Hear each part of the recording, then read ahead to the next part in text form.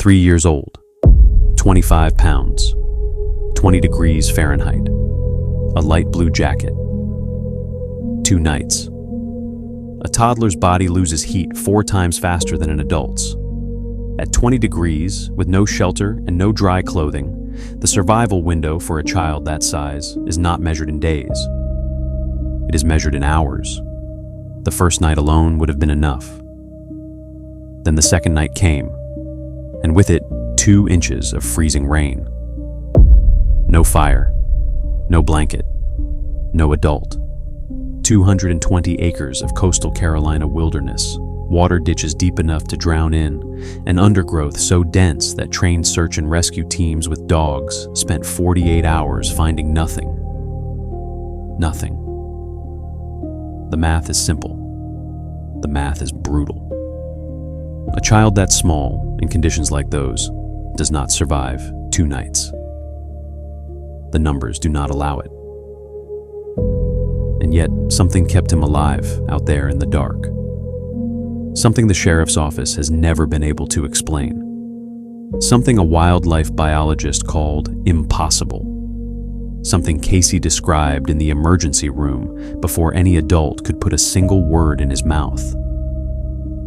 What was with that child in the frozen woods of North Carolina for 2 nights has no rational name.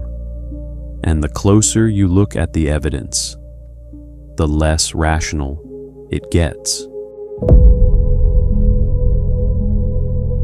Ernul, North Carolina sits in Craven County, in the flat coastal plain of the eastern part of the state. This is not mountain wilderness. This is not the rugged Appalachian terrain that people imagine when they hear the word wilderness. It is something quieter and in certain ways more treacherous. Low-lying farmland stitched together with dense pockets of hardwood forest. Wide, slow ditches full of dark water. Fields of harvested corn that turn to mud when it rains. And moccasins, the thick, boggy wetland thickets unique to coastal Carolina, where the undergrowth grows so dense and tangled that a man moving at full speed slows to a crawl within 20 feet of the tree line. This is the landscape that surrounds the property of Casey's great-grandmother. A modest home on a rural road with a backyard that opens onto exactly that kind of terrain. Not the dramatic wilderness of a national park, but the quiet, indifferent wilderness that exists 5 steps behind a family home in January. The kind nobody thinks about until it matters. Casey Lynn Hathaway was 3 years old. Strawberry-blond hair, brown eyes. The kind of child people describe as curious.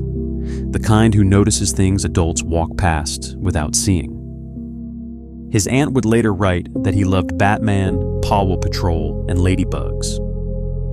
And here's one small, aching detail. One of his favorite shows was a Russian animated series called Masha and the Bear. A story about a little girl who lives in the forest, watched over by a giant fatherly bear who keeps her safe from harm. He watched that show. He loved that show. Keep that in mind. January 22nd, 2019. A Tuesday. Casey was outside in his great-grandmother's backyard with 2 other small children, playing the way children that age play, without destination, without plan, following whatever caught their attention. At some point in the early afternoon, the other children went back inside. Casey did not. Whether he was distracted by something at the tree line or simply decided the afternoon was not finished yet, no one knows. The door closed. He stayed outside. His great-grandmother noticed he was gone and began searching. The family searched the property for 45 minutes before calling 911. In the 911 recording released later by Craven County authorities, you can hear the grandmother's voice, steady but tightening at the edges, describing what she knows. "He was walking in the woods back there and we can't find him." The other ones come through the house but left him there, and he walked off somewhere and we can't find him. Simple words. The worst kind of simple. Craven County Sheriff Chip Hughes arrived and immediately understood the stakes. The child was not dressed for the temperature. The terrain behind the house included water ditches deep enough to require divers, and the afternoon was already aging. Once the sun dropped below the tree line in that part of North Carolina in January, the temperature would follow it down fast. Hughes would later say, in the quiet phrasing of a man trying not to transfer his own dread to a microphone, "We were concerned about the extreme cold." That is one way to put it. Here is another. According to National Weather Service records for Craven County, on the night of January 22, 2019, temperatures fell below freezing for at least 6 consecutive hours. The low reached 20 degrees Fahrenheit. That is 12 degrees below freezing, on a night when a 25-pound child in a light jacket was somewhere in that terrain. Somewhere. By the morning of the 23rd, the search had become something else. It had grown into one of the largest mobilizations of emergency personnel in recent Craven County history. The FBI's Charlotte field office arrived, the State Bureau of Investigation, units from the U.S. Marine Corps, deployed from nearby Camp Lejeune and Marine Corps Air Station Cherry Point, both of them within 30 miles of Ernul. Between 400 and 600 volunteers arrived that Wednesday morning, lining the roads around the search perimeter, waiting to be assigned sectors. So many showed up that authorities had to announce publicly, "No more volunteers. We cannot safely use any more people." That sentence tells you something important. When professional search and rescue commanders have more hands than they can safely deploy, the terrain is not cooperating. Joe Monette of the North Carolina Forest Service described it plainly at a press conference. "It is an array of ditches, water, you name it, it is here." Divers were sent into the ponds. K-9 units worked the tree lines. Helicopters circled above. Drones scanned the undergrowth. 220 acres of pocassins and hardwood forests and water-filled ditches, combed by hundreds of trained professionals and volunteers. Nothing. And then the second night came, and the rain arrived. 2 inches. Freezing rain that glazed every branch and leaf with a thin coat of ice. The kind of rain that penetrates everything, every seam, every layer, every defense a body can muster. The kind of rain that, combined with near-freezing temperatures, is not merely unpleasant. It is lethal. Hypothermia does not require snowdrifts or blizzards. It requires wet and cold, applied to a body that has no way to generate more heat than it is losing. A 3-year-old in a wet light jacket on a 20-degree night meets that threshold within the first hour. The search on Thursday was restructured around this reality. Professional crews only. No volunteers. Not because they weren't needed, but because the conditions had become dangerous enough that sending civilians into the woods risked creating a second search. A search and rescue operation that had to turn away its own volunteers to protect them from the weather. Was looking for a child who had now been out in that weather for 48 hours. Here is what the K-9 units did not find, and this matters enormously. Dogs trained in human scent tracking have an olfactory sensitivity estimated to be 10,000 times more acute than a human's. They can locate a person buried under snow, submerged beneath shallow water, hidden behind dense vegetation in a forest they have never entered. They were in those woods from the first hours of the search. multiple units, multiple sectors. They did not find Casey. They worked 220 acres over 2 days through every kind of terrain that land had to offer, and they came back without him. That is not a criticism of the dogs or their handlers. It is a data point. Something about Casey's location, his proximity to water, the way the freezing rain interacted with scent dispersal in those specific woods, something broke the chain of detection that should have worked. And we do not know what. Thursday evening, a tip came in. A neighbor in the area believed she had heard something in the woods, a sound that didn't belong to the forest. Search and rescue Captain Shane Greer led a team toward the coordinates. And then they heard it, a small voice calling for his mother. They followed the sound 40 to 50 yards into the woods, wading through water that rose nearly to their waists, pushing through briars that tore at their gear. And there he was, Casey Lynn Hathaway, tangled in vines and thorns, cold, wet, scratched, alive. Craven County Sheriff Chip Hughes stood in front of the cameras that night with something unfamiliar on his face for a law enforcement officer. It was relief so profound, it looked almost like bewilderment. "It's a great evening, folks," he said. "We brought Casey to his family, just like we said we were going to do. Little fella is happy, and his parents are happy as well." He had a big smile on his face when he saw his sister. "And I can tell you, it's just very, very touching. I could not be happier by the way this turned out." Casey was taken to Carolina East Medical Center in New Bern. His injuries, cuts, and scrapes from the briars. No frostbite, no hypothermia, no signs of prolonged exposure consistent with 2 nights in sub-freezing conditions. By the next morning, he was eating chicken nuggets and Cheetos and watching Paw Patrol, and his mother was telling reporters he had already asked to watch Netflix. The family released him from the hospital on Saturday. Physically, he was fine. That word, fine, does not belong in this sentence. And yet, there it sits. Let's be precise about what fine means in physiological terms, because precision is the only tool that makes the anomaly visible. A child of Casey's size and weight in wet clothing, at 20 degrees Fahrenheit, with no supplemental heat source, begins experiencing the first stages of hypothermia within 60 to 90 minutes of exposure.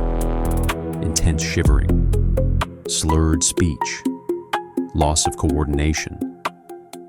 Within 3 to 4 hours, the shivering stops, not because the body is warming, but because the muscles have exhausted their ability to generate heat.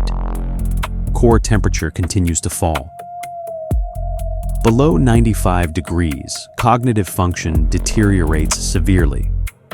Below 86 degrees, the heart becomes susceptible to fatal arrhythmia. The medical literature on pediatric hypothermia does not offer encouraging timelines for a 25-pound child in the conditions Casey experienced. They offer survival windows, and 2 nights is not inside the window. And yet, no frostbite, no hypothermia, chicken nuggets, and Netflix. In the emergency room, before the forensic interview, before any formal statement, Casey began talking. This is how it came out, spontaneously, the way children speak, in the present tense and without preamble. Major David McFadyen of the Craven County Sheriff's Office described it this way in a CNN interview. In the emergency room, he started talking about what happened in the woods, and he said he had a friend that was a bear with him while he was in the woods. McFadyen was careful with his language, careful in the way that people are careful when a fact doesn't fit anywhere logical. He made a comment about having a friend while he was in the woods. His friend was a bear. His Aunt Brianna Hathaway put it more directly in a Facebook post that circulated nationally within hours. Casey is healthy, smiling and talking. He said he hung out with a bear for 2 days. God sent him a friend to keep him safe. She added one more line: miracles do happen. Now here is where we have to resist the easy paths, because there are 2 of them. The first easy path is dismissal. He was 3 years old. He watches a cartoon about a girl and a bear. He imagined it. Case closed. The second easy path is the mirror image, a bear guardian angel, a supernatural event, a miracle. Both of those paths require you to stop looking. And stopping here, before examining what the facts actually permit, would be a failure of the investigation. So let's look at what the facts permit. Black bears are confirmed residents of Craven County, North Carolina. Eastern North Carolina supports one of the densest black bear populations in the world. The North Carolina Wildlife Resources Commission estimates that black bears are now found across approximately 60% of the state's total land area. In Craven County specifically, in that lowland coastal terrain of moccasins and hardwood forest and agricultural margins, bears are not rare. They are present. They move at dusk. They den in hollow logs under thickets of dense briars in the exact kind of vegetation Casey was found tangled inside. That last part is worth reading again. Casey was found in a briar thicket. Bears den in briar thickets. These are 2 facts that coexist in the record.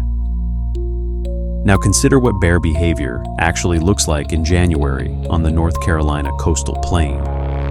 Male black bears in that region sometimes remain intermittently active through the winter months, especially if food sources have kept their weight up into late autumn.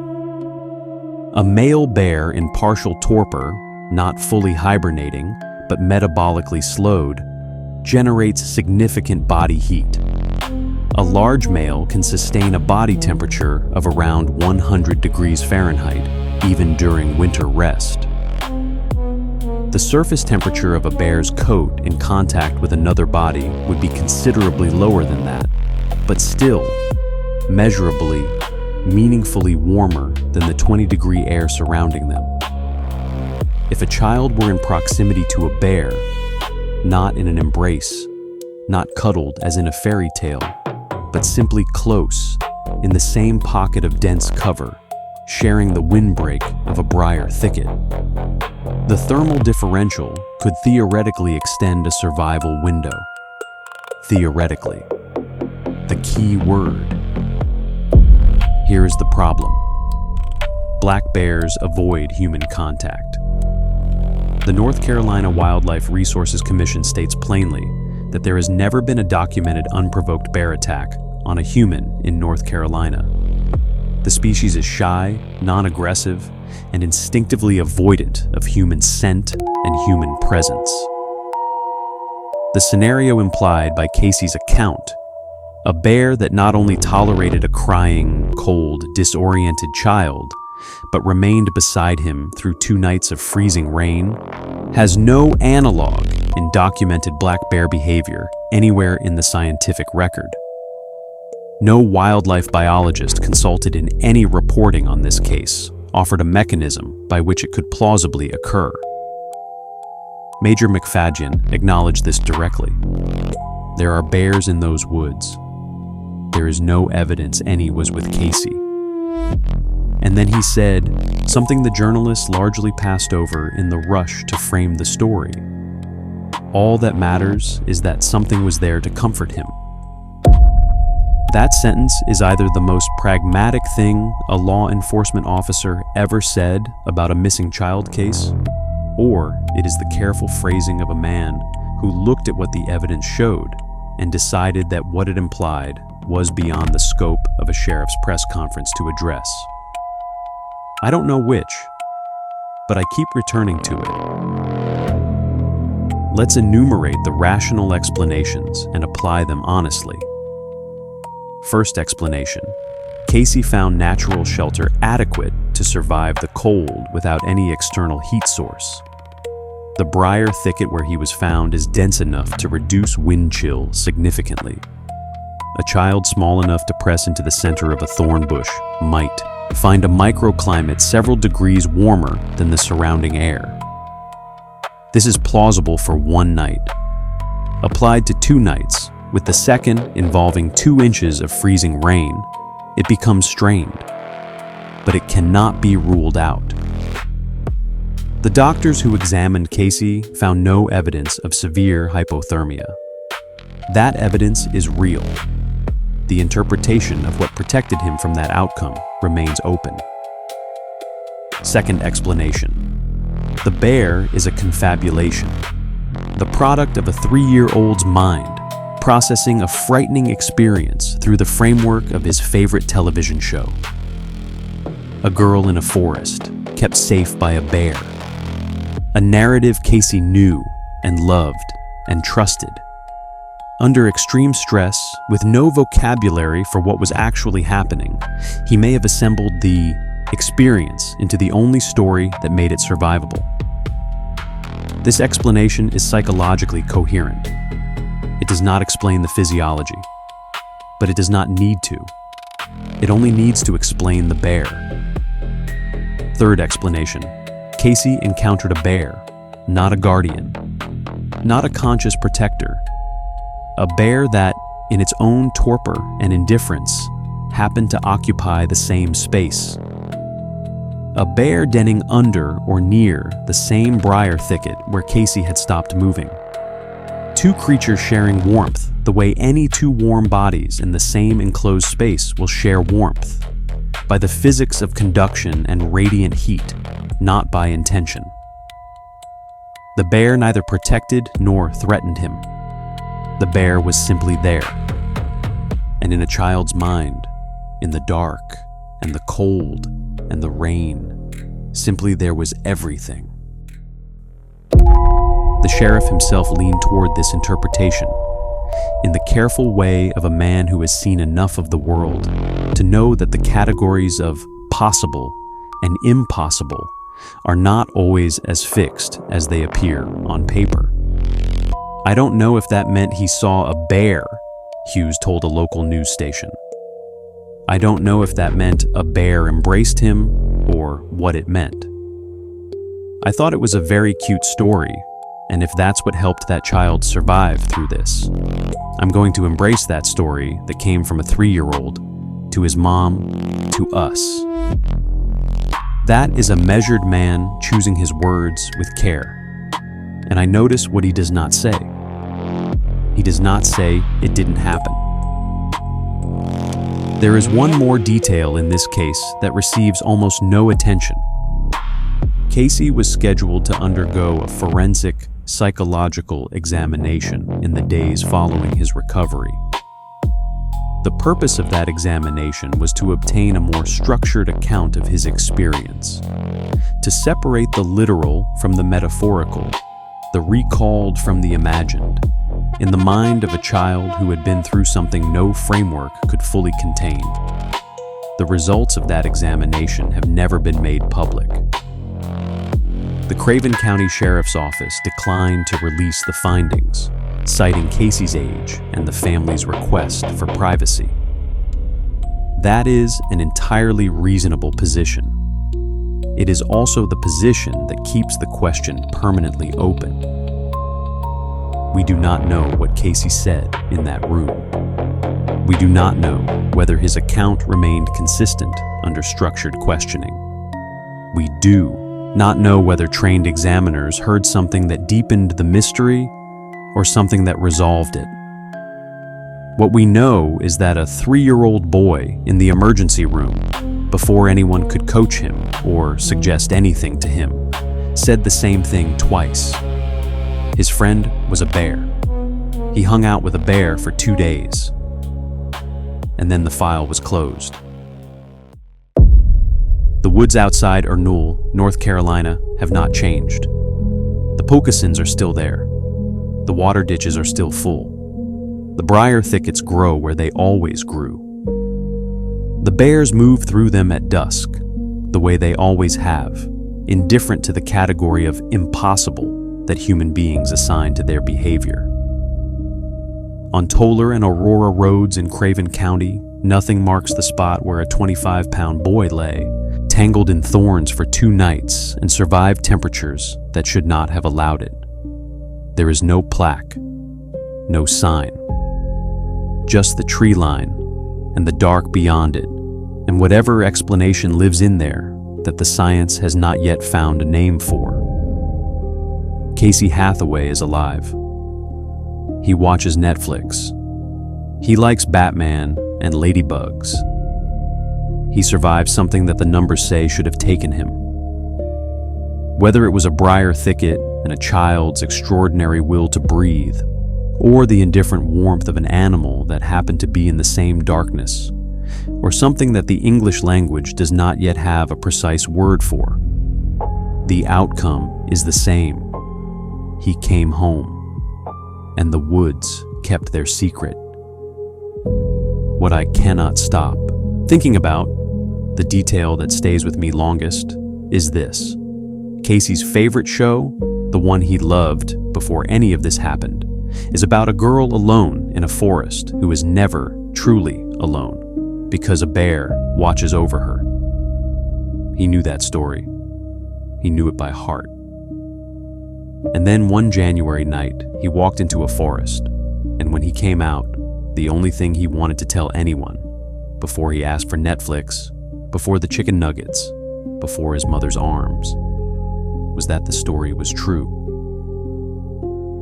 Casey survived the freezing rain thanks to a presence he called a friend, a bear that defied every instinct its species possesses, or that existed only in the mind of a child desperate to make sense of darkness. A dark fairy tale, an inexplicable one. But what happens when there is no fairy tale at all? What happens when a child survives extreme cold in complete isolation? No warmth, no companion, no story to tell afterward, and comes out not physically broken, but carrying something behind the eyes that was not there before. A child who does not speak of a friend, who does not speak of warmth, who, when asked what happened in those woods, gives an answer so quiet and so specific that the adults in the room go silent and stay that way. That case exists. Those woods exist. And the next time we meet here, that is where we are going.